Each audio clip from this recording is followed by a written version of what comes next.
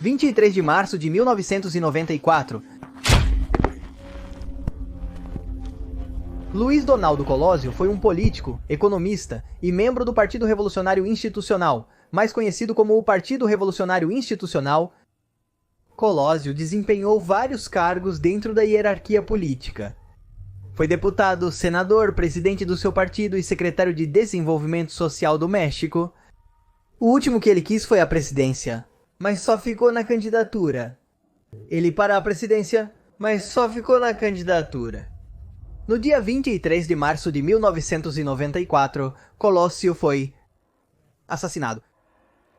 Colosio era membro do Partido Revolucionário Institucional. O Partido Revolucionário Institucional manteve o poder no México durante a maior parte do século XX. Em 1994, o presidente do México era Carlos Salinas de Gortari, e Colosio havia se tornado seu protegido. Como Colosio se tornou um candidato presidencial? Em 1988, Colosio foi diretor da bem-sucedida campanha presidencial de Salinas, e no mesmo ano foi nomeado chefe do Partido Revolucionário Institucional. Em 1992, o presidente Salinas nomeou Colosio como secretário de Desenvolvimento Social. Nesse momento já havia poder suficiente para reformar algumas questões a gosto. Suas promessas para reduzir a pobreza generalizada no México estavam na ordem do dia, mas não conseguiram deter a atividade guerrilheira antigovernamental no estado de Chiapas. Em 1993, Salinas designou Colosio como seu sucessor, o que o tornou o escolhido do Partido Revolucionário Institucional e, portanto, o candidato favorito para vencer as eleições presidenciais programadas para agosto de 1994. No entanto, essa parte da história poderia ser detalhada um pouco mais, pois tudo tem a ver com o resultado dos fatos. A candidatura presidencial de Colosio surgiu sob um procedimento informal conhecido como destape. Essa maneira na qual os candidatos surgiam já era um costume durante os governos priistas.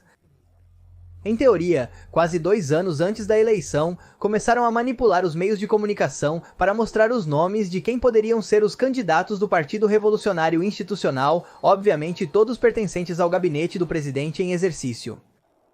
Este mecanismo no qual o candidato surgia era conhecido como o dedaço. Durante mais de 50 anos, por ser um sistema unipartidário, o destapado era geralmente conhecido como o próximo presidente.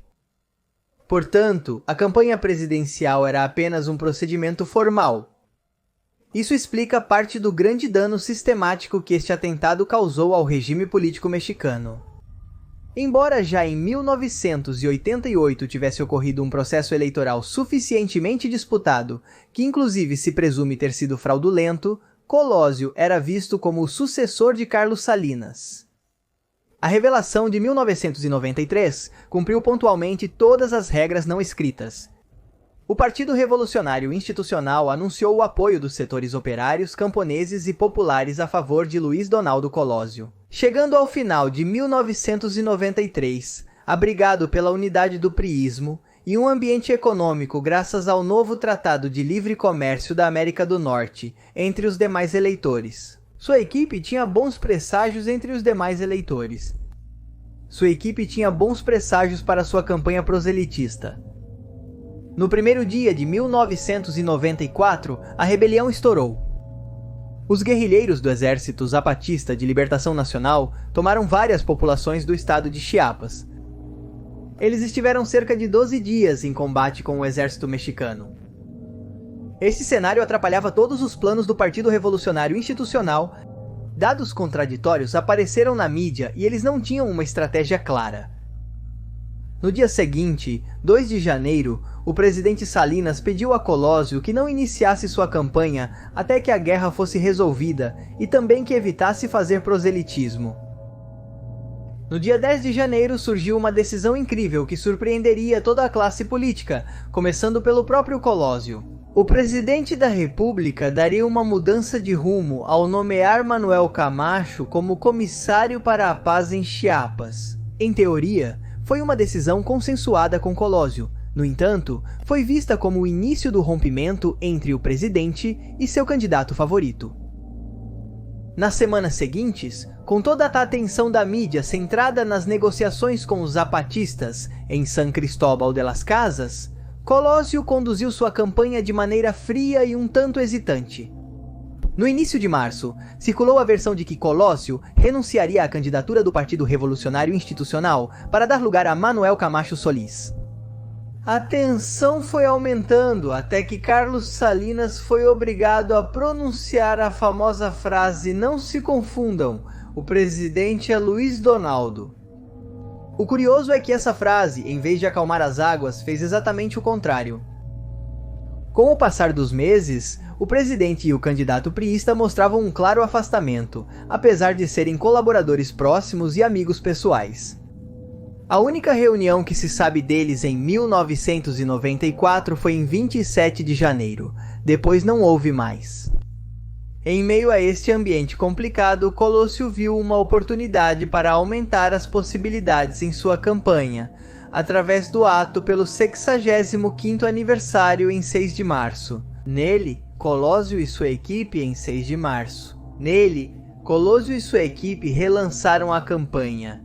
Era um evento no qual havia muita gente, o monumento à Revolução estava completamente cheio. Posteriormente, entre as notícias e os analistas políticos, afirmariam que o discurso que ele leu naquele domingo significou um ponto de ruptura de Colosio com Salinas de Gortari. Outros diriam que foi a sua sentença de morte. Parte do discurso foi inspirado no "Eu tenho um sonho" de Martin Luther King, e enfatizou valores como a democracia, a reforma política, o novo federalismo e a soberania.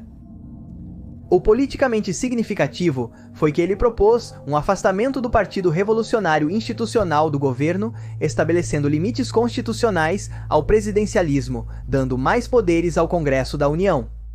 Em outras palavras, ele estava planejando uma reforma de todo o sistema político. Quando se falou do assassinato de Colosio, a primeira coisa que foi colocada em jogo, pelo menos na parte da logística, foi a escolha da colônia Lomas Taurinas como sede. Este lugar não tinha as condições mínimas de segurança para os participantes, nem para o candidato, e apresentava múltiplos problemas que seriam ignorados.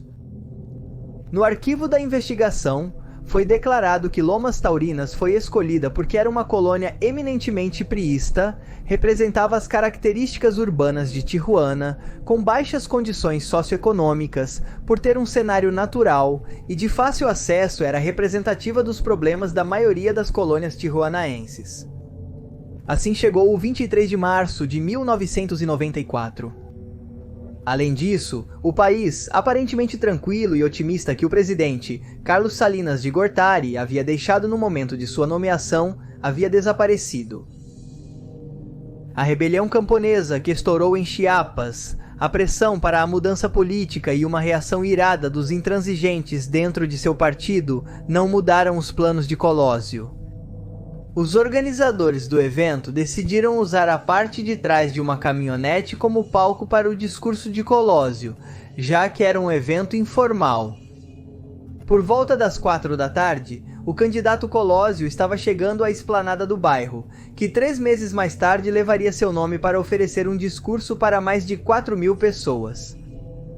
As pesquisas ainda mostravam Colosio confortavelmente à frente, e assim o via a multidão que o observava atentamente nas Lomas Taurinas. Era notável o entusiasmo e a certeza de que ele seria o próximo presidente.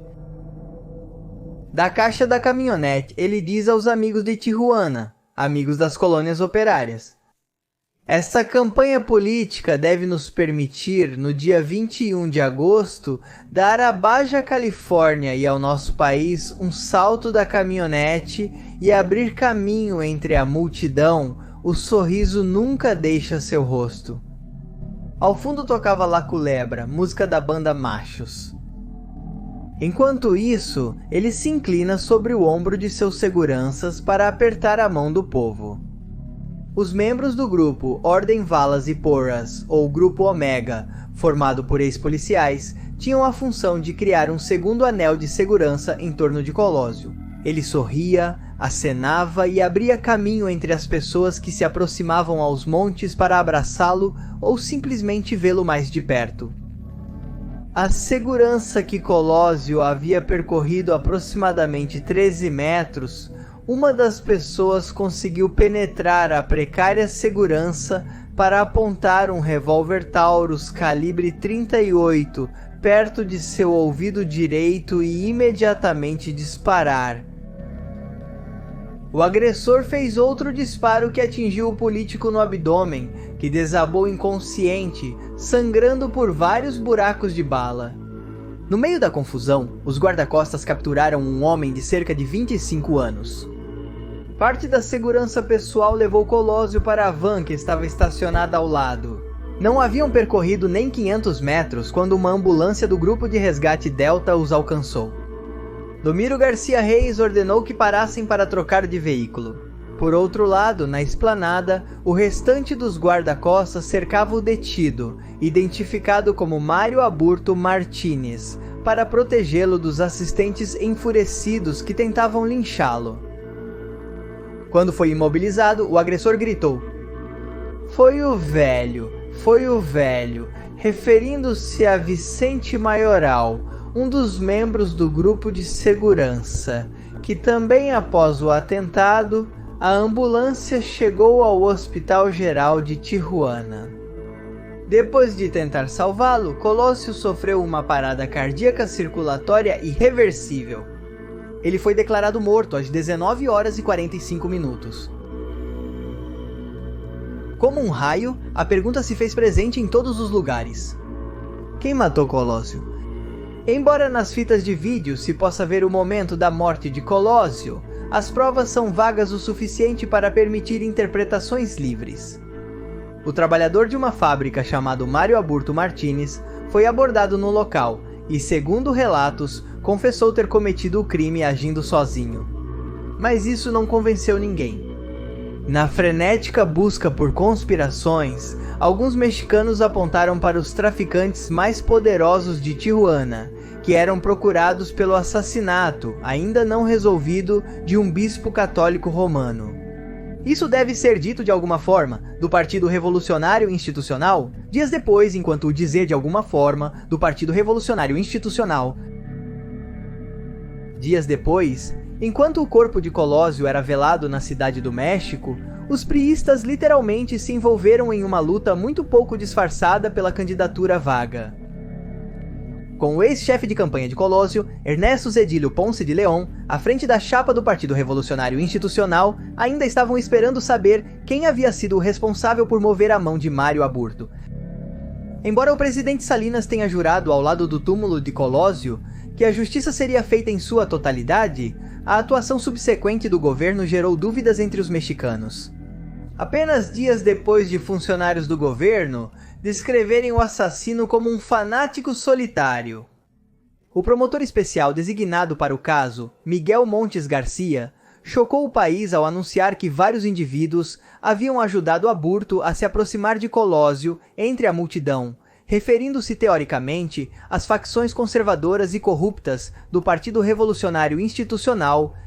O promotor se reuniu com Carlos Salinas para expor a análise do vídeo em que se percebe uma conspiração para assassinar Colosio, onde se afirmava a participação de pelo menos 7 pessoas. O presidente autorizou a divulgação dos resultados. Na segunda-feira, 4 de abril, Montes informou aos meios de comunicação que a agressão ao candidato do Partido Revolucionário Institucional foi produto de uma ação concertada. Mas a história tomaria um rumbo diferente. A linha de investigação mudou quando foram feitos exames de personalidade em Aburto, e seus cadernos foram analisados, o famoso livro de atas, que começaram a formar o perfil como um único autor intelectual e material. Sem evidências contra os outros acusados, começou a ganhar força a tese do assassino solitário. 3 meses e meio após o anúncio que dizia que Colosio havia entendido uma emboscada, Miguel Montes apareceu nas notícias dizendo exatamente o contrário. Ao não encontrar novos elementos de prova a favor da ação concertada, considerou esgotada a investigação, por isso afirmou que Mário Aburto foi o único planejador e autor do homicídio, motivado por questões políticas pessoais. Mário Aburto foi declarado culpado em 1995 pelo homicídio de Luiz Donaldo Colosio Murrieta e condenado a 45 anos de prisão. Mas com a apresentação de um recurso, a sentença foi reduzida para 42 anos de prisão. No entanto, essa prisão daria o que falar. No dia 16 de dezembro de 2004, um tribunal unitário sediado em Toluca o sentenciou a 45 anos de prisão. Mais tarde, graças aos benefícios por bom comportamento, ele conseguiu liberdade condicional no ano de 2014, após cumprir 20 anos de prisão. Mário Aburto Martins, que agora tem 50 anos, dedica-se hoje à pregação da Palavra de Deus. Embora as suspeitas fossem talvez inevitáveis em uma sociedade onde os assassinatos de dissidentes políticos não eram resolvidos, e onde as promessas de democracia e uma distribuição mais equitativa da riqueza eram coisas idílicas, o passar do tempo deixou para trás o assassinato e a democracia permaneceu presente. Um dia antes do 25º aniversário do assassinato, a Netflix apresentou um documental chamado História do Crime Colosio. Esta é uma série baseada nos fatos que mostram em detalhes os eventos que chocaram o México nos anos 90. Essa produção mexicana não é um documentário, mas uma série de ficção baseada em fatos reais, onde as dúvidas ainda são muito presentes hoje em dia. E até aqui o vídeo do assassinato de Colosio.